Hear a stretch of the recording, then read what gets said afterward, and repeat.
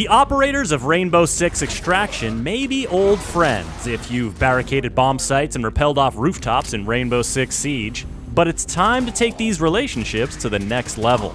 Launching device!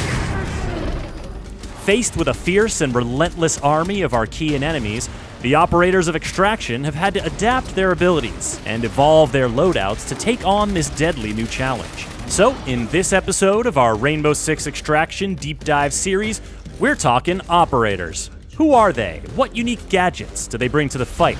And how do they go beyond what you can do in Siege? How do the weapons and react tech that you choose change the way you play? And what kind of perks and upgrades can you unlock to make these operators more versatile and effective than ever? Now let's meet the crew. I suppose I could just list the 18 operators available at launch, but that might take a little while. Doc, Ella, Pulse, Alibi, Finka, Hibana, Lion, Sledge, Vigil, IQ, Jaeger, Rook, Fuse, Smoke, Tachanka, Capitao, Gridlock, and Nomad. Now, you won't have access to the full roster from the get-go. Extraction puts you on the front lines of an evolving crisis, so Mira, Thermite, and Ash will bring new operators into the program as you progress through the game. Each operator has a unique ability that helps define what they can bring to the table, and what those abilities can do in Siege is just the beginning. As you level up an operator, you'll not only unlock perks and upgrades like faster reload, aim, and weapon swap speed, or the chance to self-revive if you deal enough damage while downed, you'll also unlock upgrades for their unique ability. For example, once Nomad reaches level 7, her knockback mines will straight up delete a variety of full-grown enemies. A level 10 Vigil won't just cloak himself from enemy sight, he'll cloak any teammates nearby and boost their movement speed. And while it's no longer seen in the hallways of Siege, Tachanka's mounted LMG is living its best life in Extraction, facing swarms of vicious Archeans. What could be better? 2 mounted LMGs? Now that's a godly upgrade. Operator abilities offer a wide range of ways to help you tackle problems, and while they're very effective in solo situations, these abilities truly shine when used in a team composition. Let's say you're playing nest tracking, an objective that requires you to get really veterinary on these pulsating nests.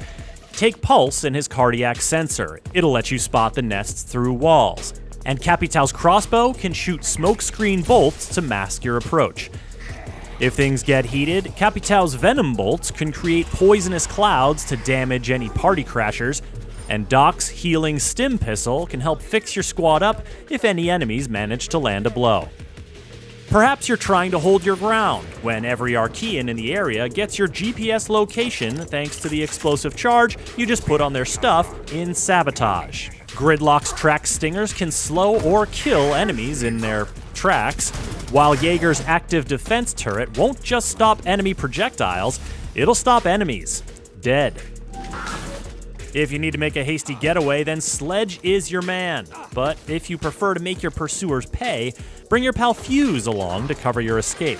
Simply run through a react doorway while the monsters are nipping at your heels, close it, and deploy one of his cluster charges to dump a bunch of grenades on your soon-to-be former pursuers. But the operator you choose is just one facet of how you tailor your approach to the objectives you receive. You've also got weapons, and in addition to their starting primary and secondary weapons, every operator unlocks their first arsenal update at level 3. These give you some powerful new options, like adding the M870 shotgun to IQ's loadout to give her a bigger bang for her buck than her AUG A2 assault rifle.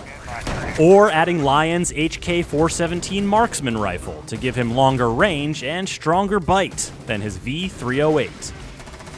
These weapons may be familiar to veterans of Rainbow Six Siege, but you haven't truly appreciated the Bailiff 410 revolver shotgun in Alibi's arsenal until you've coolly popped your way through snarling grunts while carrying a fragile objective canister under your arm.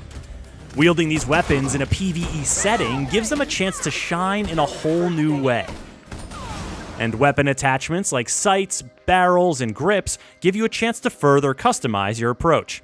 Suppressed shotguns are a nasty way to take out close-range foes and quietly make your own doorways, and staying stealthy means nests stay dormant and less enemies spawn. But all it takes is one Archean holler to stir things up. When that happens, you'll be thankful you left the suppressor at home and nearly doubled the damage output of Finka's 6P41 LMG. The final piece of the loadout puzzle is React Tech. Now, you can think of these as secondary gadgets from Siege if they were left alone on an island for millions of years and evolved into new species of clever and deadly devices. Stun grenades, smoke grenades, claymores, nitro cells, these classics are more impactful than ever, and yes, that includes impacts. But complete objectives and studies to progress further, and you can unlock grenades for paralyzing enemies in place, or quickly finding out what's on the other side of that wall. Bring your own health boosters or revive kits for when Doc's not around. Equip a friggin' laser that dissolves the sprawl right before your very eyes. And React Tech doesn't just do cool stuff on its own. It really amplifies the kind of synergies you can explore with your crew. Tachanka's turret with an enemy projectile blocking field wall. Scan drones with high penetration rifles. Arc mines with... Oh god, you got zapped so bad. Oh, you're dead now. Put it all together, and the ways you can customize your squad to take on different challenges just continues to grow exponentially as you progress. But there's a but. The name of the game is Extraction, and if you don't extract from your incursion, your operator will go MIA. The Archeans got him, and you gotta get him back. On your next incursion to that location, you'll get a shot at rescuing your lost operator on an MIA rescue. This requires you to find them and free their foam-encased body from a horrible, grabby tree demon that does not want to give them up, or, for that matter, let them down. If you get your operator out and pack them up for shipping, they'll be back in your roster and will heal back to full strength as you run successful incursions with other operators. So when you're thinking, hey, I can take on a tougher difficulty level, or, you know what, that's probably enough health to get me through the next subzone, just remember that going MIA is serious business. Then again, you take on tougher challenges, you get those big XP bonuses and upgrades, then business will be booming. Decide for yourself this January when Rainbow Six Extraction launches on PS4 and PS5, Xbox One and Xbox Series X and S, cloud gaming, and PC. Subscribe to this channel to catch the next video in our series, and get the latest updates at news.ubisoft.com.